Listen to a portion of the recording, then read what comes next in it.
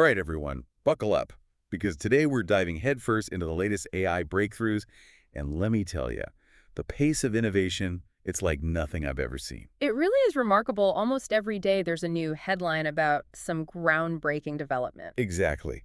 And it can be tough to keep up with it all, which is why we're using AI Deep Dive as our roadmap today. They've curated some really intriguing stories, so Ah. let's start with one that caught my eye, Mistral. They're a French startup, and they're doing some really interesting work with what they call edge-optimized AI models. Right. So edge optimized essentially means these AI models are designed to run directly on your devices. You mean like our phones and laptops and stuff? Exactly. Instead of relying on the cloud for processing. Okay, I'm following. So instead of like all our data being beamed up to some massive data center, it all happens locally. Precisely. And that has big implications for, well, for one, privacy Oh, for sure. and speed. Imagine using an app that can translate languages instantly, even without an internet connection. That's the beauty of edge computing. That's wild. It's like having a mini supercomputer right there in your pocket. And it seems like Mistral's not alone.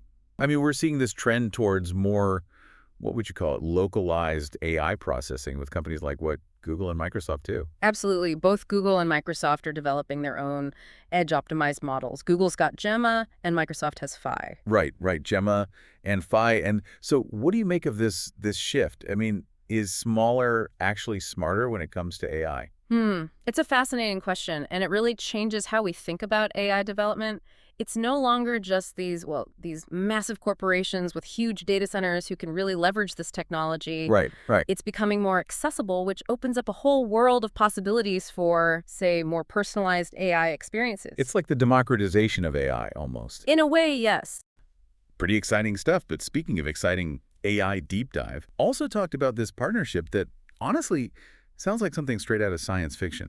Boston Dynamics and the Toyota Research Institute, they're joining forces, and get this, to create even more advanced humanoid robots. It's a fascinating collaboration for sure. Boston Dynamics is, well, they're famous for their robots, particularly their dynamically stable ones.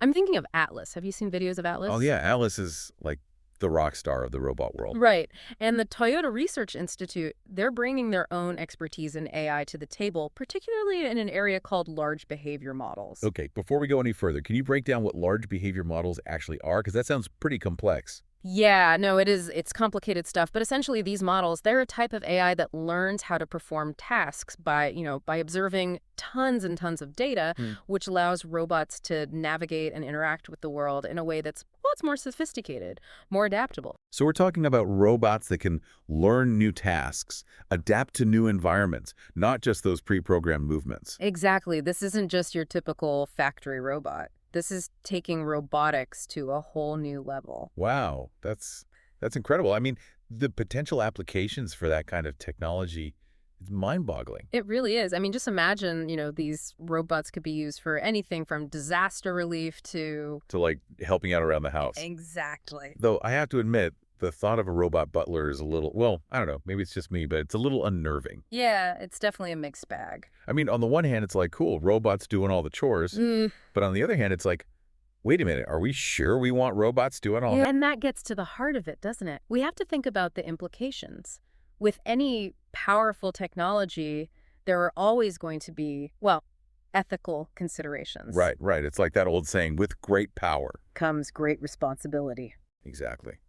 And speaking of responsibility, AI Deep Dive also touched on this other AI application, and it really made me think, it seems like even luxury brands, like the big fashion houses and stuff, they're having to deal with this surge in counterfeiting. Oh, absolutely. It's a huge problem, and it's only getting worse with AI. And get this, Lacoste, they're actually using AI now to fight back. They are. It's called Vrai AI, and it's pretty cutting-edge stuff. So how does it work? Does it, like, I don't know, scan the product or something? Kind of. Basically, the system analyzes images, looking specifically at the logo, the crocodile. Ah, the iconic Lacoste croc. Exactly. And it can pick up on even the tiniest inconsistencies, things that, the human eye might miss. Wow. So it's like AI is becoming the ultimate weapon against fakes. In a way it is, though I'm sure the counterfeiters are already trying to find ways to, outsmart the Oh, AI. I bet. It's like a never-ending game of cat and mouse. Exactly. But you know what's interesting about this whole thing? It's not just about luxury goods, is it? I mean, this issue of authenticity, it's everywhere online. Fake news, deep fakes, it's getting harder and harder to know what's real. Absolutely. It's a real concern, and it's something we all need to be aware of. And it brings us to another story that AI Deep Dive highlighted, and it's a bit of a wild one, the case of Dan Dewhirst. Yeah, Dan's story really throws a wrench into things. It raises some thorny ethical questions about AI and, what it means to own your likeness in the digital age. So for those who haven't heard of him, Dan's an actor, and he agreed to work with this company, Synthesia. They create AI avatars, basically, digital copies of people. Right, so you can imagine for an actor, this technology is kind of a big deal. I mean, it's groundbreaking. Suddenly you've got, like, a digital twin who could be in multiple places at once. Exactly. And for someone like Dan, I'm sure it seemed like an amazing opportunity being at the forefront of this cutting edge technology. Yeah.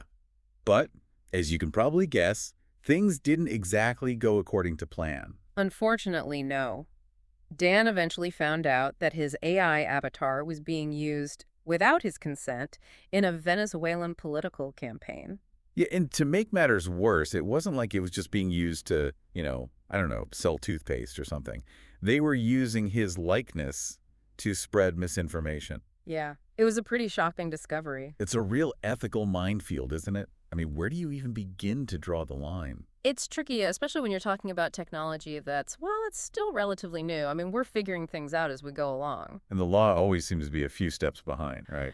Yeah, that tends to be the case, unfortunately. I mean, in a perfect world, we'd have all the legal frameworks in place before these technologies even hit the market. But it doesn't really work that way, does it? It's more like, oh, here's this amazing new technology, and oops, now we have to figure out all the ethical and legal implications. And that's where I think individual awareness comes in.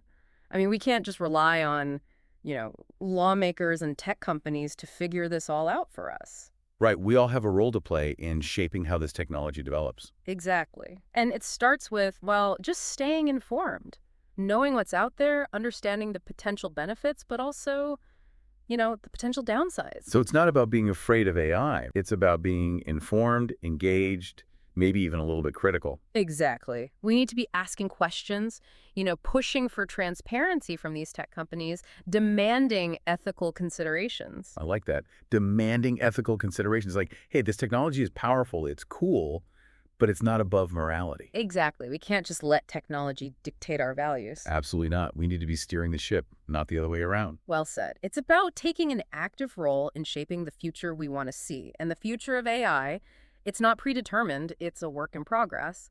And the more we engage in these conversations, the better the outcome is likely to be. It's a joint effort, really. Everyone's got skin in the game here. Well, this has been a fascinating dive into the world of AI, and I have to say, it's given me a lot to think about. Me too. It's clear we've only just scratched the surface, and there's a lot more to explore. But hopefully this conversation has, sparked some ideas, maybe even a little bit of healthy concern, because ultimately, the future of AI, it's up to all of us. Thanks for joining us on this deep dive, and until next time, keep asking those tough questions.